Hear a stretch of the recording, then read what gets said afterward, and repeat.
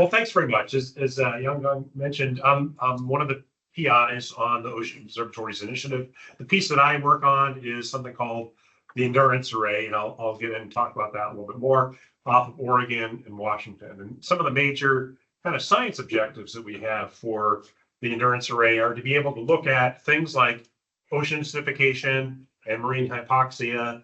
And some of the most important measurements that I think that we've been taking are in the marine carbonate system. And I'm going to try to summarize those measurements.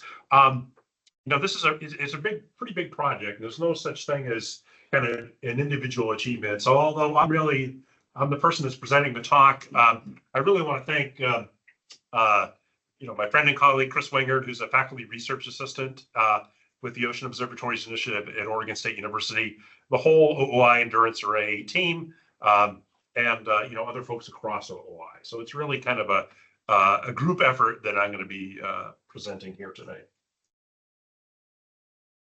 So just by way of a little bit of a rough outline, I'm going to talk a little bit about where we're at with respect to the Ocean Observatories Initiative and an update, given issues regarding NSF funding.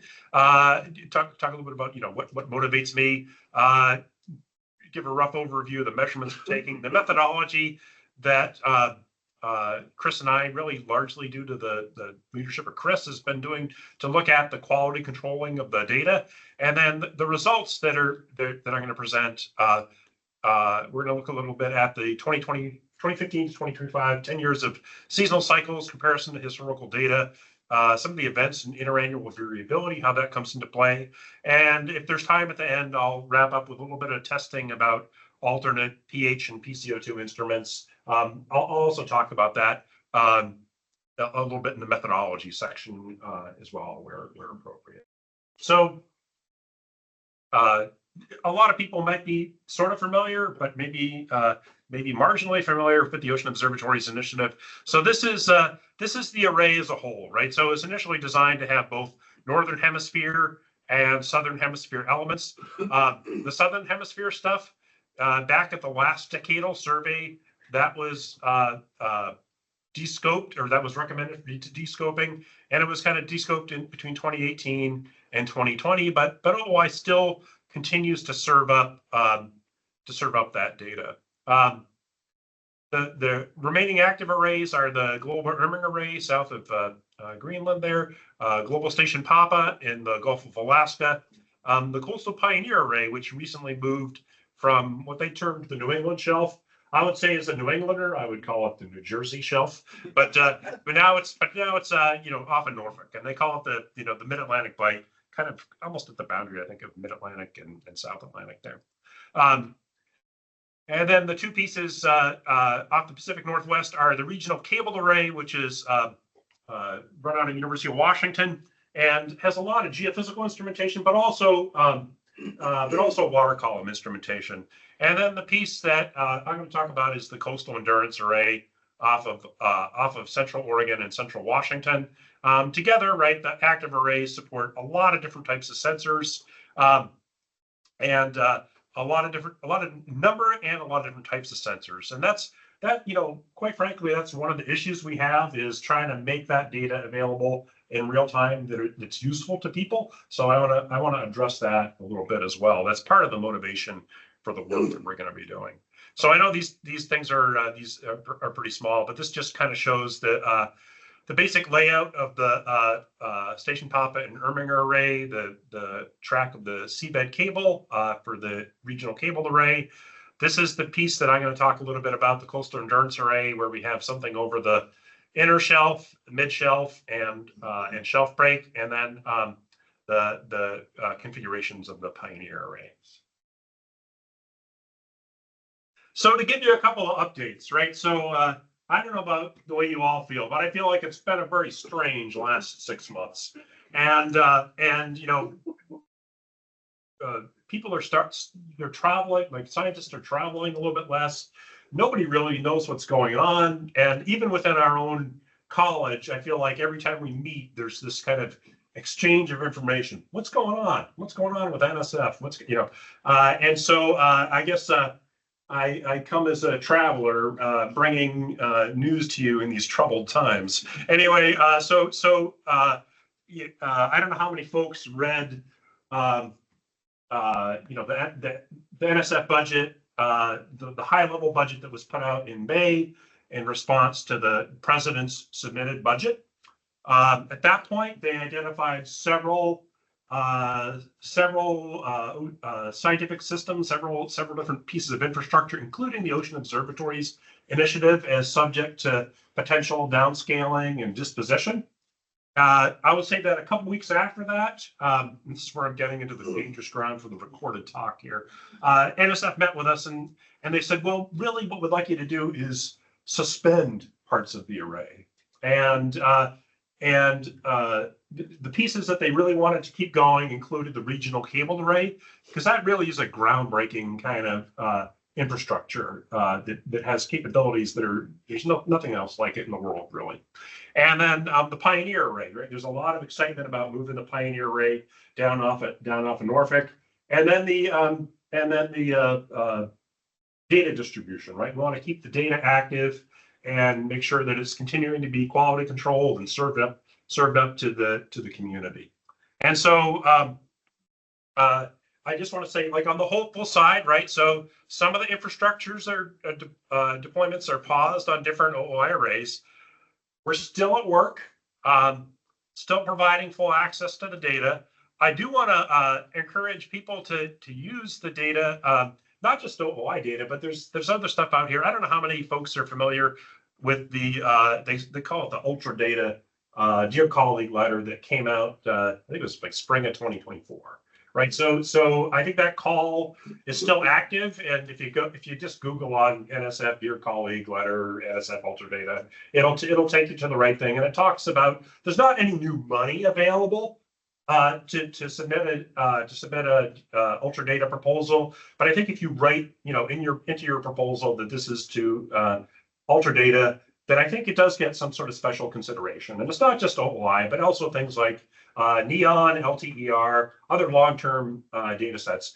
And I raise that not just for my own self-interest, but also for all of us, right? As we're thinking about, okay, if there's less money available, how do I do things on the cheap, right? And so there's a lot of stuff there. And I hope that during my talk today that even though I'm going to show what I think is some super cool stuff, it really just scratches the surface, right? There's so much there, and I really want to encourage people, if they're thinking about things. I think it's pretty good for student projects as well, to think about accessing OOI and other long-term data sets. And we're still accepting, right, that the NSF has still told us to keep encouraging proposals for field work that is closely associated with OOI, adding instruments, all that kind of stuff. They're still encouraging people. And in fact, I think it was Mike Muglia at I think he's at University of South Carolina, and then I think one of his co-authors was Anthony Kieranczyk. They just got awarded a proposal about a month ago to add new instrumentation to the Pioneer Mid-Atlantic Bight Array. So there are still things going on, and I want to convey sort of a message of hope there. The help desk, our help desk is still open if you're having trouble with accessing data or if you have data quality concerns. And you can contact the PIs for more information. So if you go to the OOI website, oceanobservatories.org, you can find the PIs. But I'm the one for the endurance array. Jim Edson at HUI is the lead PI. Deb Kelly is the lead PI for the regional cable array, and Al Pluteman is the lead PI for the Coastal Global, which is Pioneer plus Papa plus the Erminger Sea array. So this is what we have going on with the endurance array right now, right? So I'll talk about the different mooring sites. We've managed to leave one mooring in the water until spring of 2026. We've got one glider in the water at least until November of 2025. And we're going to push things as far as we can to keep going while we still have some funding. We still have monthly office hours, virtual office hours, where we have an open Zoom call that you can join. It's the first Monday of the month. Oh, that's wrong. It's the first Wednesday of the month. if you want to attend the office hours, just let me know. But it's the first Wednesday of the month, noon Eastern time. And one of the things that we're working on is producing community data sets, right? That's one of the things that we've turned our attention to.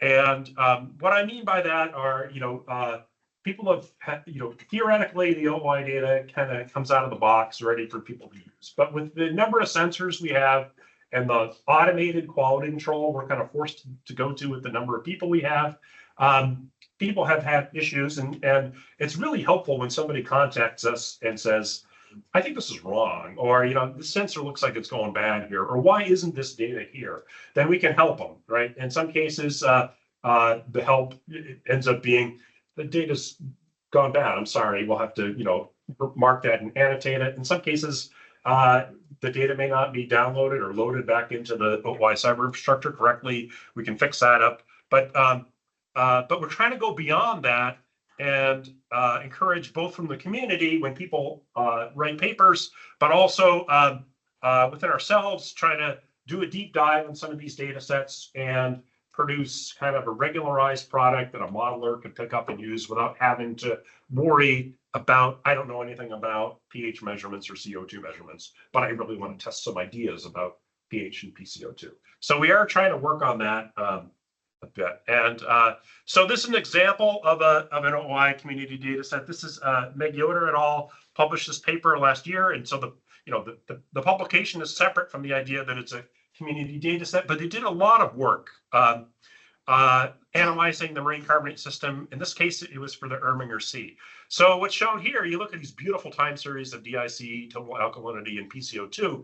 It took a lot of work to get there. There wasn't one sensor that produced a good data set like that. They had to take nearby pH sensors and PCO2 sensors, do their best effort to quality control them, to merge those things together, to produce enough measurements to get the auxiliary measurements from the marine carbonate system. And in the end, right, they were able to produce a pretty nice record here. And so the colors, which I'll use kind of a similar idea, the different colors indicate different mooring deployments, right? So this is something that was out there for a year. So they published the paper, and of course the paper was really about using some of that carbon system data to look at, as well as things like fluorescent data, to look at the community production and carbon cycling in the central Erminger Sea. I don't have anything that's ambitious. I'm just going to show you some of the things about the marine carbonate system we've learned about off of Oregon and Washington.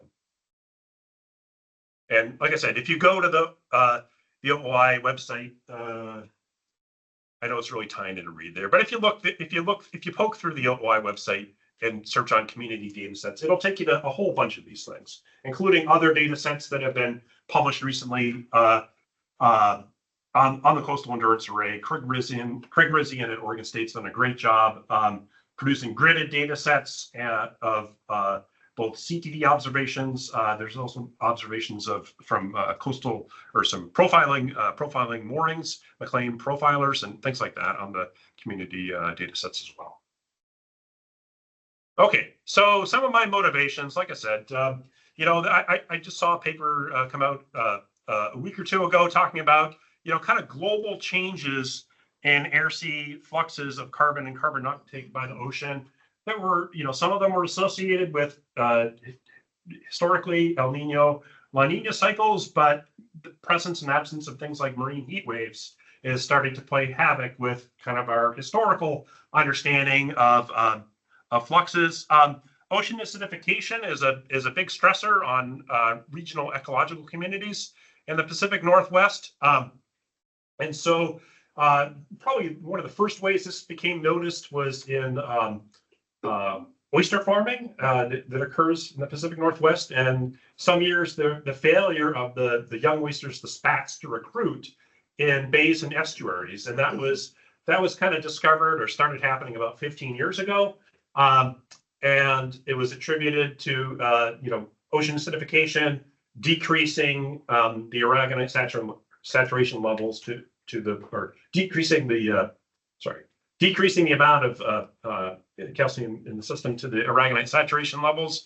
And one of our colleagues at Oregon State University, Bert Hales, and some of the other folks there have really worked with the worked with the oyster hatchery industry to kind of improve and adapt to those conditions. This is an example from a paper by Simone Allen back in 2023. This is an Oceanography magazine article, and they're projecting ahead to stressors over the next 100 years as a result of ocean acidification off of the Washington coast. And they're talking about, in this case, one of our favorite animals that we eat is the Dungeness crab, right? So the impacts here, in this case, some of these dotted lines indicate impacts in its life cycle that are indirect, impacts that affect like the prey species, and then at different points in the life cycle, there can also be direct impacts of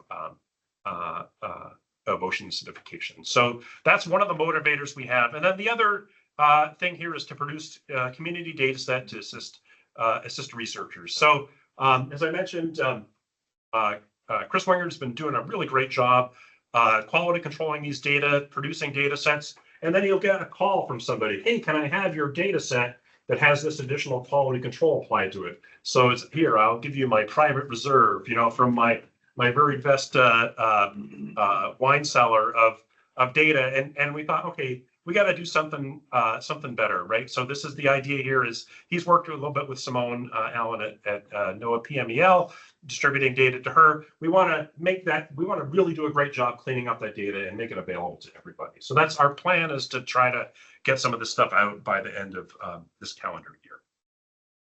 Okay, so this is the endurance array from an overview. And so what's shown here, this is the Columbia River, dividing Oregon and Washington. And then we've got 3 moorings here off of Washington, and a comparable set of 3 moorings here off of Oregon. The inshore site has PCO2 and pH sensors both at 7 meters beneath the surface. The shelf and the offshore sites have pH sensors at 7 meters and PCO2 site, typically air sea PCO2 at the surface. And then the cabled array, which I'm not going to talk about right here, does come off of Pacific City, Oregon, extend back onto the continental shelf. And they've got sensors on the seafloor as well as profiling sensors to look at carbon dioxide as well. So those measurements in the carbonate system, they're accompanied by MET, physical oceanographic, dissolved oxygen, nitrate, a lot of biooptical stuff. And by getting a 10-year record now, we can start to see synoptic and seasonal variability, impacts of the Columbia River plume, impacts of marine heat waves. And I should mention, so this is the other thing I'll talk about is, these measurements are extraordinarily difficult to make, but once you make them, you can hopefully rely on things like temperature, salinity, and dissolved oxygen, which we can measure on the glider. The glider lines indicated here with the dotted lines to get a larger scale view of things, at least in a general sense. So one of the things that I've been, there's a little bit of pushing on a rope, right? So there's a lot of good literature on air sea carbon dioxide measurements and air sea carbon dioxide fluxes using what's often termed the Battelle or MAP PCO2 system. That's the one that tends to be favored by NOAA, and they've got several different sites that contribute to the Surface Carbonate Atlas, the SOCAT Atlas. OI went with a different type of sensor. We went with this Pro Oceanus CO2 Pro Air Sea PCO2 system. So that's the subsurface expression on the buoy right there before it's deployed, and it does get both airside and waterside CO2 measurements. We've actually developed a lot of confidence in this thing, despite, there's a picture after it's been biofouled a bit. But over 6-month deployments, this thing's been pretty reliable, and I'll show a record of that. So kind of convincing the community to use the system was one of my original motivators for this work. And I'm going to compare some of the observations that we took with work done by Andrea Fassbender et al. In 2018, characterizing the carbonate system off of Washington. And I'm not going to talk about this too much today, but we're now starting to look a little bit more at bottom time series, where we also have similar measurements. from the Sunburst SAMI pH and PCO2 system. Those ones, they exist, but they are a lot gappier, a lot more problematic due to sediment resuspension and biofouling near the bottom. And, we're going to try to, but they're also in a way more valuable than the surface measurements. So below the buoys, we tend to we have these pH and PCO2 water measurements. And back in 2010, when we did all of our instrument acquisition, the Sunburst SAMI pH and PCO2 systems were state of the art, really the only ones that were kind of operationally ready in our judgment. So those were the ones that we procured. At most of the locations, these are the larger buoys that we have. We've got the AirC PCO2 here up at 1 meter. We've got the pH down here at 7 meters. So there's a little bit of a mismatch in the measurement depth right there. And in the perfect world, we would have had both pH and PCO2 down here at 7 meters as well. But as with everything, right, we had to make choices about money and what we're going to put on the moorings, what kind of sensor we're going to put where with the large, but in the end, limited budget that we had. We have implemented quality control annotations and flagging. So, like I said, Chris Winger is a pretty amazing person. He's accompanied by other people across OOI. He looks at these data every week, and if he sees a gross problem in the data, he actually makes an annotation. This thing looks like it's going bad. We've got basically quality control, automatic flagging. If something's way out of bounds, if it's flatlining, if there are giant spikes in it. I'll say up front, the SAMI pH and PCO2 systems they are pretty cranky.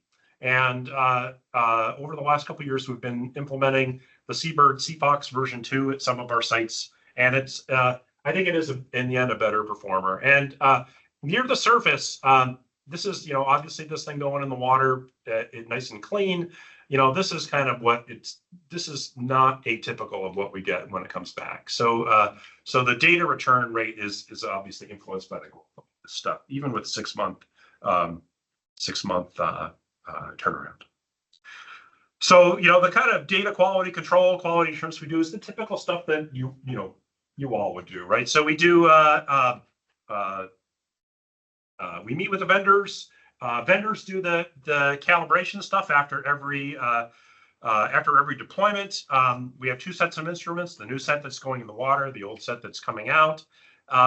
We do shipboard CTD and physical sampling. We employ, like I was, meeting Jay and some of the students in the mooring lab this morning. Yeah, copper tape and all that kind of stuff is something we use typically quite a bit. And again, there's human in the loop QC with annotation of the data. But in the end, that's not enough, right? So in terms of the background methodology to do a deep dive on this stuff to produce a community data set, some of the things we found are for the endurance array, the AirC PCO2 has been really quite a reliable instrument, and it compares well to SOCAT data. Some of the underway ship measurements that we've had on, we've used Kuliak a lot, and it has an underway PCO2 sensor. The air measurements of PCO2, even though they're far away, the spatial scales are very big. We can even compare the air measurements to shore-based stuff. We have bottle PCO2 and dissolved inorganic carbon during each cruise, so we can derive other carbonate system parameters, including total alkalinity. But the bottle samples are limited in number and time. They're not always close enough to the moorings. And we have some issues with sample preservation. So that's the kind of background that went into the method here. And so the kind of things that Chris has done is he's reprocessed the Sunburst SAMI data to fill in or otherwise account for missing or bad blanks where possible. He's talked a lot with the vendor or with experts at the vendor, Reggie Spalding in particular, to look at some of their internal recommended QC checks that aren't always available with the final data you get out of the instrument. We've used surface bottle samples. We have other bottle samples, but right now we're focusing on the surface to select a total alkalinity estimate based on measured parameters, primarily the salinity. And then we're using the measured PCO2, the estimated total alkalinity, to help QC the pH. We've had a lot of, it's been a really nice time working with PyCO2sys, which was started to do over the last couple of years. And you can also use the PyCO2sys to if you have pH but not PCO2, and then use that plus the total alkalinity estimate to back out those variables. And so the idea is we're building the QC time series of PCO2 and pH, initially working with near surface measurements. And then along the way, right, PyCO2sys gives us a really great way to estimate all the other carbonate system parameters.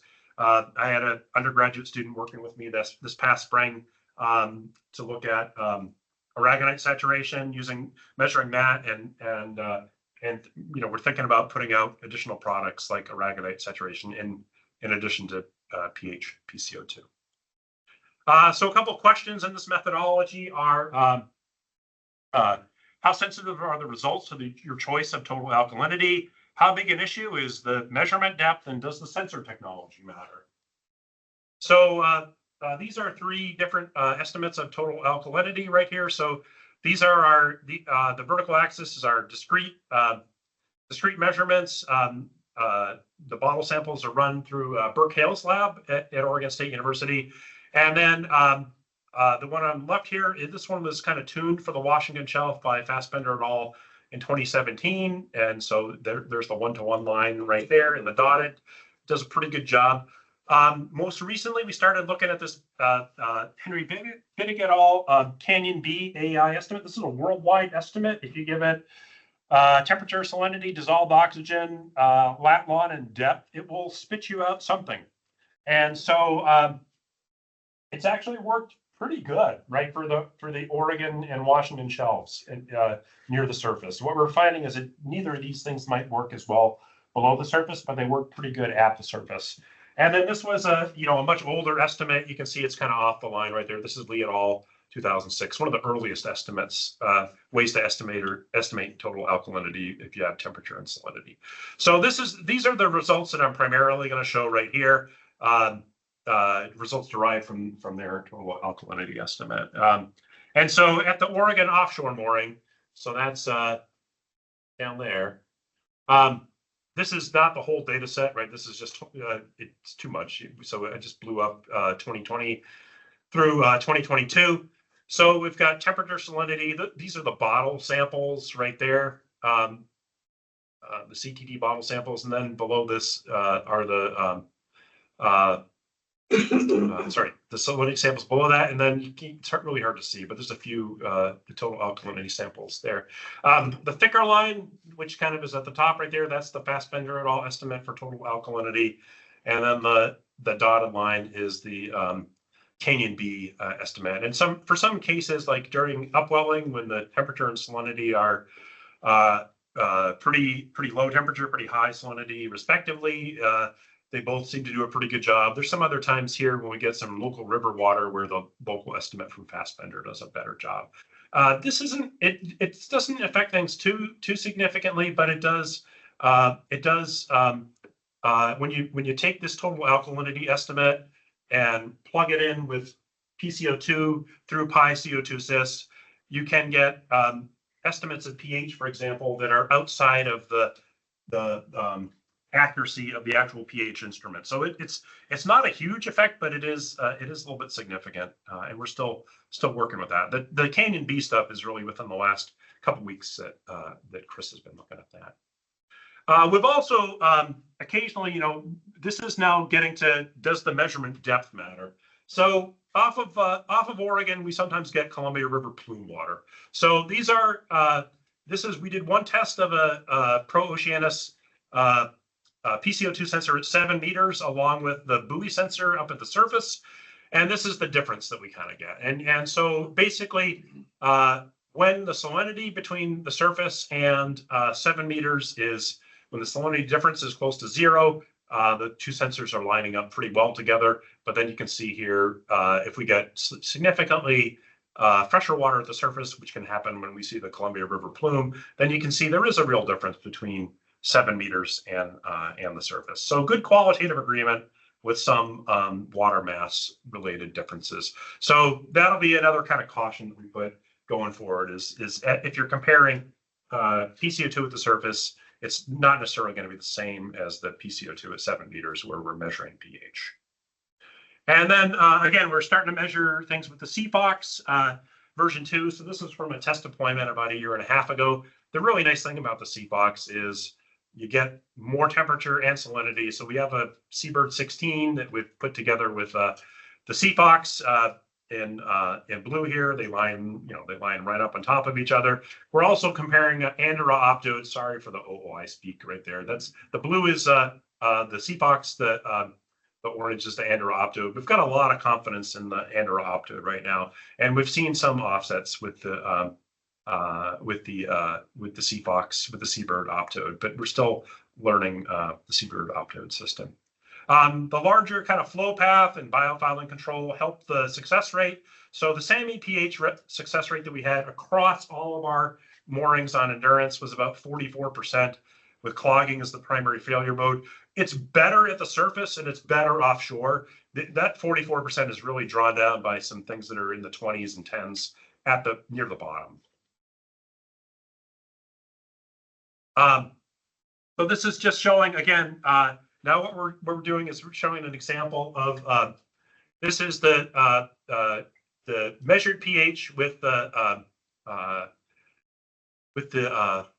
SAMI pH system here in blue, the estimated pH with the Pro-Oceanus PCO2 and the total alkalinity estimate. And then finally down here, that's one of our deployments of the CFOX. So the SAMI system, I don't know how many people have looked at Sunburst's literature and claimed accuracy. They claim like 0.003. And maybe they get that in the lab, but it's nowhere near that in reality. I'll say that the CFOX, I think, claims a much more realistic. Theirs is plus or minus, their accuracy claim, of course, the precision's a lot higher, but their accuracy claim is about 0.05. So you can see here, we've got a clear offset, and the estimate from carbon dioxide plus total alkalinity is between that. I think we usually do better than this. This was an early deployment, but and we still haven't got the bottle samples yet to completely ground truth this. But this is, like I say, work in progress. This is where we're going with trying to resolve some of these issues. You know, it's the person with 2 watches problem. Only now we actually have 2 watches and a sundial or something like that. So, you know, the 2 watches being the SAMI and the CFOX, and the sundial being the estimate from total alkalinity. But feature by feature, things show up really well. The maximum signals we're getting are higher than the offset, but we are seeing this kind of troubling offset for that one deployment. Okay, so like I say, we've had a lot of, we've really enjoyed using PyCO2sys for quality control assessments. When we release these data, we're going to try to make all the code that Chris has been working on available through GitHub right here. And this is just showing, in this case, again, estimated and measured variables there. So in the end, this is kind of the comparable time series to what Meg Yoder had shown for the Erminger Sea Array. So we're starting here in April 2015, going through September of 2025. This is at that Oregon offshore mooring. And so these are all PCO2 measurements at the surface. There are some gaps here. Some of these we're actually going to be able to fill in, because one of the failure modes of the air-sea PCO2 system is that the air line actually gets clogged and you start to lose good air measurements. It turns out then the OOI data processing spits out, not a number for everything or missing data for everything, but we can recover some of that data. But there are going to be some gaps here. The stars here are the estimated PCO2 from bottle samples. There's temperature, salinity, and then finally here. So this is actually measured right there. And then this is the total alkalinity estimate, which is mostly based on the salinity, again from the Fassbender et al. Paper. And then these are the total alkalinity estimates from Burke-Hales' lab right here. And occasionally we get some bad models, but in general, there's some pretty good agreement. So now we're going to move to kind of what can we do with these data, and I'm going to start with looking at the the seasonal cycle. So Fassbender et al., this is a different paper, 2018. They looked at data off of the Washington coast here, which they refer to as the outer coast. And then they looked at data in the North Pacific. They actually had a buoy here, the Cape Elizabeth buoy, where they had some time series measurements. And again, I think they were doing one component, I can't remember whether it was pH or PCO2, and estimating everything else from total alkalinity. And then they didn't have any data down here off of Oregon. So what I'm going to do is I'm going to compare data from here at the Washington offshore and Washington shelf, and the Oregon offshore and the Oregon shelf, to the Cape Elizabeth buoy for the Washington data, as well as the North Pacific bottle data. And then down here, we're just comparing it to the North Pacific data right here. Oh, I'm sorry, I said it right there. PCO2 was measured with the MAP PCO2 system, the pH was estimated. So what we're showing here is the amplitude and timing of the seasonal cycle of PCO2. So this is the Washington offshore site right here. There's the Washington shelf. So those sites are north of the Columbia River. This is the Oregon offshore site right here, and the Oregon shelf site. Again, seasonal cycle. The orange is our biharmonic fit to the seasonal cycle, and then the black lines here off of Washington are the Fassbender et al. Paper for the Cape Elizabeth buoy, monthly averages in black, and then they've got monthly bottle averages over what they call the outer coast. Those are the blue lines right there. And then down here, they didn't have any buoys, but they do have, and they were just looking. This is just a comparison, sorry, to the North Pacific, further offshore. So they didn't really have any close-in data. And so first off, atmospheric PCO2 is 425 or something like that right now. Their data were primarily collected. The bottle data were actually from 1975 through about 2013. I think the morning data are again earlier than ours. We started in 2015. I think their data ended in 2013 or 2014. They did note 1.5 microatmosphere per year increase in PCO2, and both they and us adjusted the data to 2010 as the reference year for comparison. And so to me, there's some really cool things in here. One of them is that, at the Washington shelf site, I think we get pretty good agreement in the phasing. Interestingly enough, we have lower PCO2 than the Cape Elizabeth site. We're about 100 kilometers to the south, so that there is real spatial variability, and that might be accounting for things. So on a monthly average basis, right, both shelves are net sinks of air sea fluxes of carbon dioxide, but you can see there is a significant difference between the Oregon shelf and the Washington shelf. And the Washington shelf in particular shows that it's a higher sink than the Oregon shelf. You can see there is a well-defined kind of seasonal cycle to this, but there are differences in the timing, right? So the Oregon shelf tends to show a little bit of a decrease in PCO2 earlier than the Washington shelf, kind of consistent with the timing of spring blooms as they kind of progress to the north. But then some of the more interesting things to me are the gray dotted lines, which I apologize, they can be a little bit tough to see. Those are individual months of that individual monthly averages over that 10 years. So each one of those dots represents a monthly average in a different year. And in particular, off of Oregon, we can see here there's a couple months during some years where the monthly average of PCO2 is actually significantly, or it's closer to, or in some cases can even exceed the atmospheric levels of PCO2. So clearly that's going to impact the air sea flux of CO2 when we see that kind of situation. I'm going to dig a little bit deeper into that in a minute. The pH, it's a very similar look, basically flipped. There's the seasonal cycle of pH with the highest pH, kind of concurrent with the lower PCO2. And similarly here, we get in Oregon in particular, during some of these July, August months, when we get some really strong upwelling events, we can bring the pH levels down down quite a bit. So just to kind of sum up, like good seasonal fits further offshore. There are, I think pretty well determined geographic variability that seems to be robust to to adding data. Right, we started doing this stuff around 2022 as a kind of sanity check, and we've been adding in additional data. It hasn't really impacted the general kind of cycle of the fit. So to some extent, people have started to look at this stuff way before we did. What we did is we managed to get a lot more years of data. So these are daily data from Wiley Evans' PhD thesis back, published back in 2011. I think a follow-up paper in 2015. And what you can see here, they did some of the earliest deployments of the SAMI PCO2 system for weeks to months at a time at a surface buoy.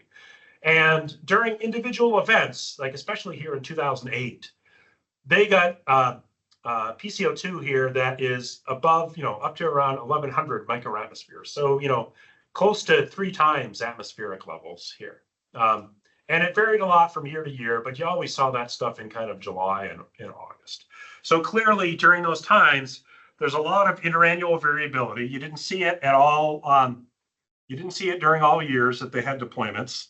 And you didn't see it, well, we didn't see it at any other site other than the Oregon Shelf site, right? So there's some pretty interesting stuff in there. And again, this is from Evan's paper right here. This is the 2008 time series right here. And what this is showing is alongshore winds. So to the south is upwelling favorable, just like it is over the West Florida Shelf. The SST, salinity, and then the PCO2. And there's a little bit of, I think the data here look like they're not filtered at the same times as the data here, but you can clearly see, right, some of these high salinity events are associated with high PCO2, high salinity, low temperature, and they're occurring during strong upwelling, right? So there's some strong upwelling here associated with that decrease in the sea surface temperature and some of the highest PCO2 levels. So upwelling winds lead to low SST, low dissolved oxygen, low chlorophyll, high PCO2 water. The relaxation, then you get a rapid drawdown of PCO2. And this is all from 2008. So we started to look at some of this stuff with OOI, and this is 2015, which was a very strong upwelling year. So really strong upwelling. This is the zero line. Sorry, right here.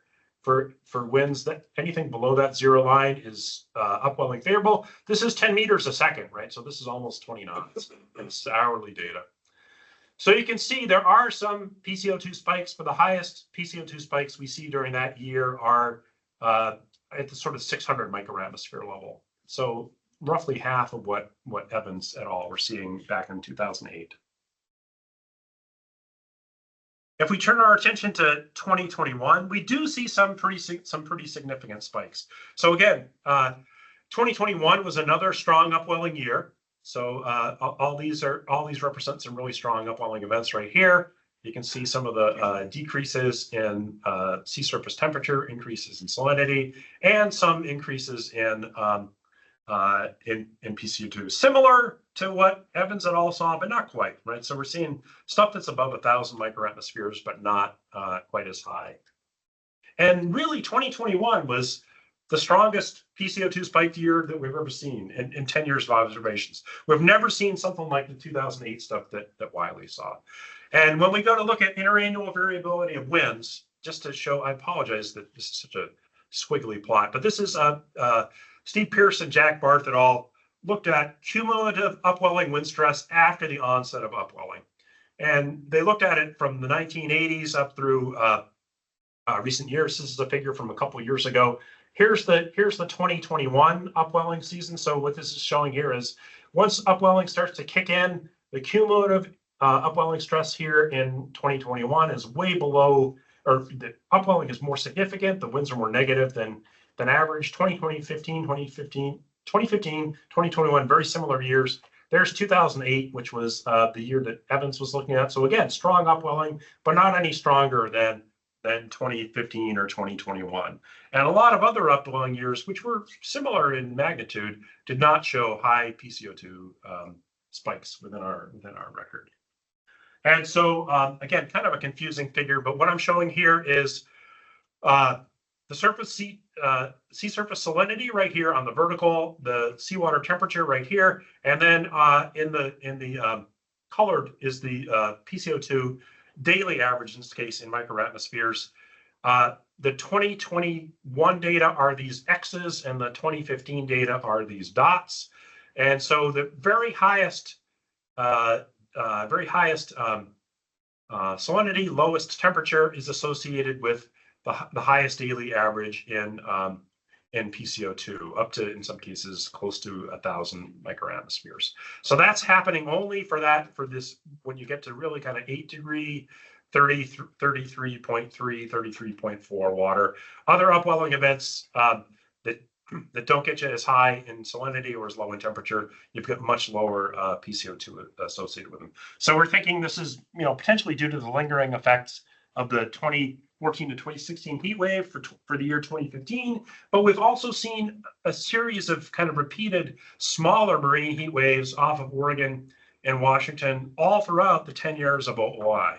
And so with the exception of 2021, we're not seeing those really high spikes. And so as we go forward to a world where we're seeing more marine heat wave events, to me, it begs the question, what's the impact on not just the air-sea fluxes of PCO2, but the ecosystems as well.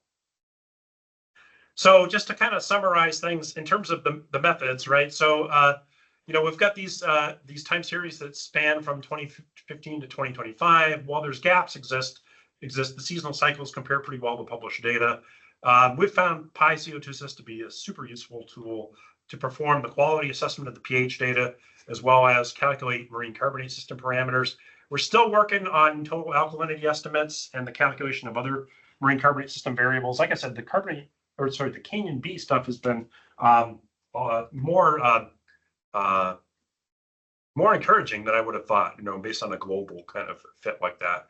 And then we also want to take a look more at the bottom time series, which I haven't shown here, because that data in the end, I think, is as valuable or more valuable, especially if you are a benthic organism, right? So in terms of the results, right, we found that there's geographic variability in the timing and the magnitude of the seasonal cycle. The shelf seasonal variability precedes offshore. Oregon precedes Washington. The monthly averages do show significant year-to-year variability, especially over the Oregon shelf. Upwelling drives the variability, leads to peaks PCO2. And there, underlying changes in the upwelling source water, I think, can affect the carbonate system. This is work that now Jack Barth is starting to take a look at with the glider data, right? So the glider data, you've got some nice transects of temperature, salinity, and dissolved oxygen, and you can kind of follow that upwelled water offshore on a weekly basis as we're following the glider section. So he's working on that with a graduate student. And that's about it. I've got some backup slides, based on some of the things that we talked about. I know I'm just about at 50 minutes now, so probably better not to show the backup stuff. But I know we talked about mooring anti-fouling technologies and other experiences that we had with some of these instruments. But maybe I'll just stop now and leave the floor to questions.